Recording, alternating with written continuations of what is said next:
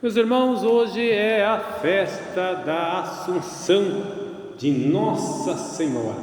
Nós sabemos que a festa de um santo sempre é na data da sua morte, que é considerado o nascimento celestial. Então podemos considerar assim que hoje é a festa mais importante de todas as festas marianas, a festa da glorificação da Virgem Santíssima. Vocês sabem que o dogma de Assunção de Nossa Senhora é relativamente recente, em 1950, Pio XII, é muito recente. Embora a crença seja muito antiga, ela está presente nos primórdios do cristianismo, e todas as religiões cristãs orientais cultuam essa festa. Na Igreja do Oriente tem o nome de Dormição de Nossa Senhora. Não tenha propriamente, é verdade que não tem propriamente um texto bíblico específico para falar sobre essa festa, mas o texto que nos é oferecido é muito importante e um texto bastante profundo. Vejamos o texto do Apocalipse, que começa dizendo assim: abriu-se o templo de Deus que está no céu e apareceu no templo a Arca da Aliança. Você sabe que hoje em dia nós temos muitos títulos que nós dedicamos a Nossa Senhora.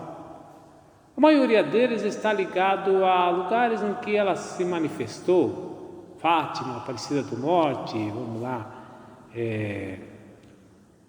Lourdes, Medjugorje, assim por diante. Mas os primeiros cristãos, eles davam títulos bíblicos a Nossa Senhora, que hoje caiu em desuso, mas são títulos muito mais ricos e significativos do que os títulos que nós temos hoje. Por exemplo, Nossa Senhora era chamada na igreja primitiva de Arca da Aliança. Bom, aí você tem que refletir um pouquinho. O que vem a ser a Arca da Aliança? Lembra-se?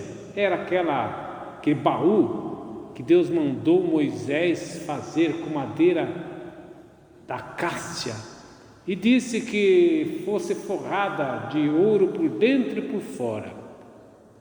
Para quê servia? Ela servia para guardar as tábuas da lei.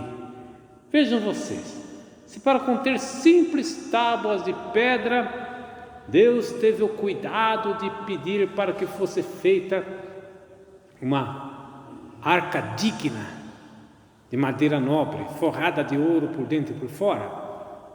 E nós sabemos que a lei fracassou. São Paulo diz que a lei serve para condenar, porque nós vamos ser julgados por ela. Então a lei não salva ninguém, a lei é impotente. Agora imagine vocês então para fazer a nova Arca da Aliança, aquela em que deveria conter não meras tábuas de pedra, mas o próprio Salvador, aquele que nem o céu e a terra pode conter. Vocês lembram quando Davi cometeu a ousadia de querer construir uma casa para Deus? Ele consultou o profeta Natã, que foi bastante irônico, e disse para ele: você, que tem as mãos manchadas de sangue, vai querer construir uma casa para aquele que nem o céu e a terra pode conter? Não será assim. Deus é que dará para você uma casa perpétua. Davi ficou contente e pensou que Deus estava falando da família real, mas não. Era uma profecia que ia se cumprir em Maria. Maria vai conter em seu seio aquele que nem o céu e nem a terra pode conter. Por isso, Deus vai preencher ela do quê? De ouro? Não, da graça. Qual foi a saudação? Ave cheia de graça. Foi assim que o anjo Gabriel dirigiu-se a ela. Ela ficou plena de graça. A primeira graça que ela teve foi ser concebida sem pecado original. Pois bem, você sabe que no comecinho do Evangelho, você viu lá, e naqueles dias Maria pôs-se a caminho na casa, nas montanhas e tal, indo visitar sua prima Isabel, que a gente, com a tradução, a gente não é capaz de perceber muito isso, mas quando você vai ler no original, você vai perceber que, na verdade, o evangelista Lucas está pegando várias sentenças que tem lá no livro de Josué, falando da visita da arca, onde a arca ia passando, maravilhas iam ocorrendo, milagres iam ocorrendo, porque naquele tempo a arca não tinha o templo de Jerusalém, na época de Josué não tinha. A arca era itinerante, ela ficava um tempo em cada santuário, dizem que 3 meses cada santuário. Não viu que aparece a palavra 3 meses no Evangelho? E Maria ficou com ela durante 3 meses. Eram os 3 meses que a arca ficava sendo cuidada em um dos santuários, que existia vários. Pois bem, o primeiro milagre que aconteceu quando Maria chega, como a nova arca chega na casa de Isabel, o que vai acontecer? O profeta João Batista é batizado no ventre de Maria, batizado no Espírito Santo no seio de Maria. Veja, agora vamos voltar para o texto do Apocalipse, vamos ver se dá para comentar mais alguma coisa.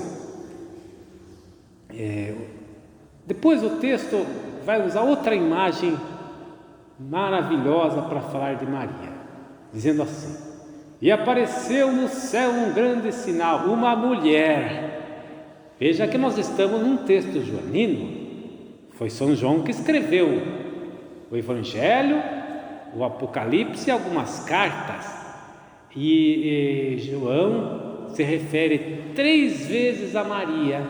Nas 3 vezes ele chama Maria de mulher.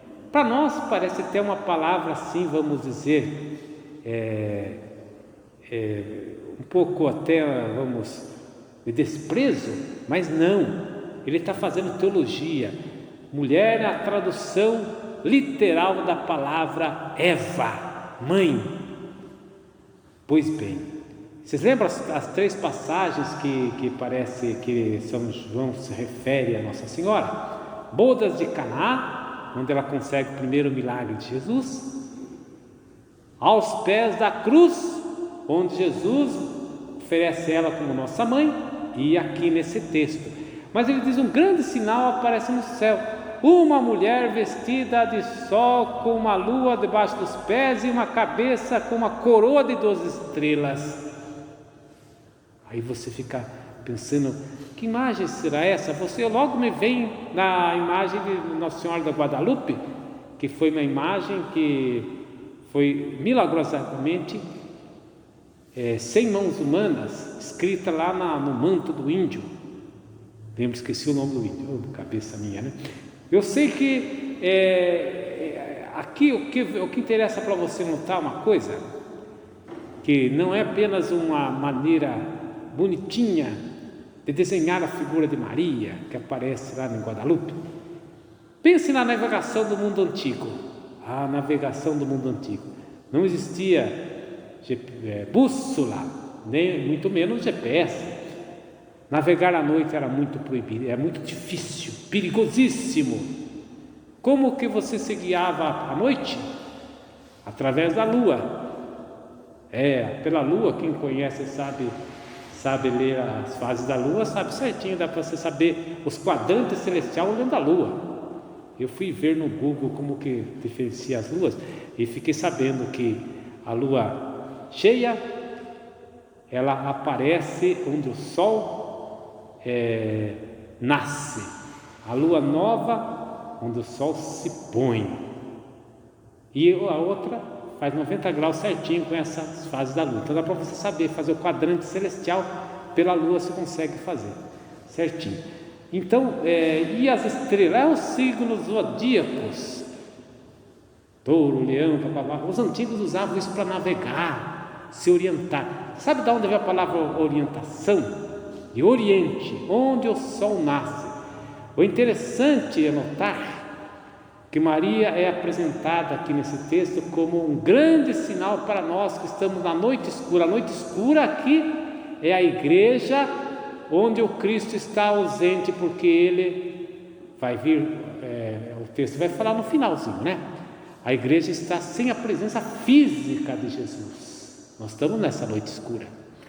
E a Maria então aqui é apresentada como aquela que nos orienta. Orienta para onde? Até o sol verdadeiro. Aliás, a lua, é interessante que a lua não tem luz própria, ela reflete a luz do sol, a luz solar. Então essa imagem, esse comentário que eu estou fazendo, não é invenção minha, São Bernardo fazia isso. Quando você estiver passando por angústias e tal, olhe para o grande sinal, que é a figura de Maria. Como na boda de Caná, Maria não tem poder nenhum, mas ela é mãe do Filho de Deus.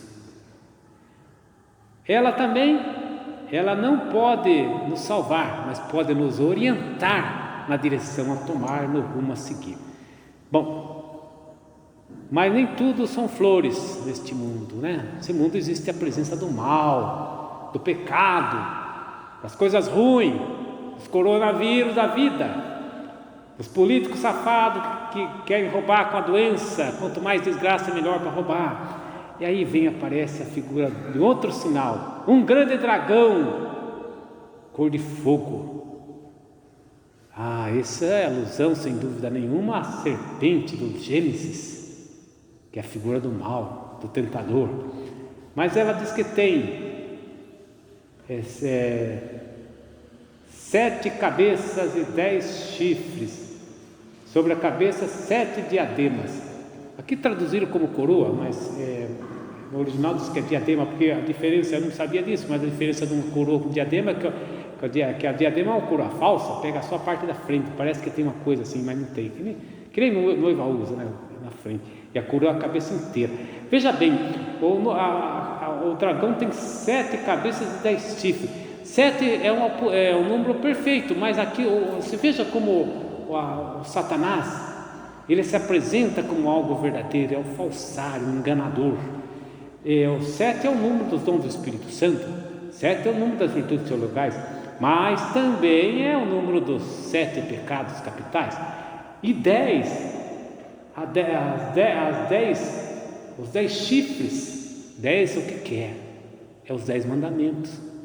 Bom, mas como o diabo com 10 mandamentos? O diabo também tem o seu decálogo, o decálogo dos antimandamentos. No decálogo do diabo é esse: vamos matar, vamos fazer aborto, vamos roubar. Esse é o decálogo. Aí tem bastante seguidores do decálogo demoníaco. Bom, depois vai falar que com a cauda ele varreu uma terça parte das estrelas do céu. É a alusão àquela história da queda do Lúcifer celestial, que ele arrebanhou um terço do coro celestial. Vamos caminhar, senão a gente não termina essa história nunca, né? Vamos lá. Diz que ela deu à luz um filho. Você sabe que é uma coisa interessante? Esse texto é um texto que dá dois níveis de interpretação. Um é esse que eu estou fazendo, aplicando o texto a Nossa Senhora. Os protestantes não gostam dessa leitura, naturalmente, porque eles esvaziaram a importância de Nossa Senhora. Mas a outra interpretação é ver nessa mulher vestida de sol a Mãe Igreja. As duas leituras são complementares. Se você interpretar como Mãe Igreja, você vai ter que fazer uma leitura alegórica, dizendo assim que se trata dos filhos espirituais nascidos da igreja. Mas aqui fala que ela gerou um filho homem, o Messias, né? Aí vai dizer, não, mas a igreja gera Jesus no coração de cada um. Tá bom, é uma interpretação complementar e muito boa também. Mas depois diz assim, ele fala do nascimento do Messias, já vai para a glorificação do Messias. E depois termina o texto que, vamos dizer assim, que ele foi levado para junto de Deus, a glorificação de Jesus, e que a mulher teve que fugir para o deserto, onde Deus lhe tinha preparado um lugar. É a situação que a igreja vive hoje. Então eu comecei falando, vamos terminar, a situação que a igreja vive hoje, no seguinte sentido: nós vivemos a ausência física de Jesus, e nessa ausência física de Jesus nós temos a figura de Maria, que nos encaminha, nos orienta até Ele. E é bom que a gente fique atento, porque somente, gente, a gente vai ter facilidade de chegar até Jesus se nós imitarmos Maria, aprendermos com ela. Ela é também a mãe igreja. Essa é a teologia joanina também, nos pés da cruz. Fiquemos aqui com a nossa reflexão, nossa meditação. Amém.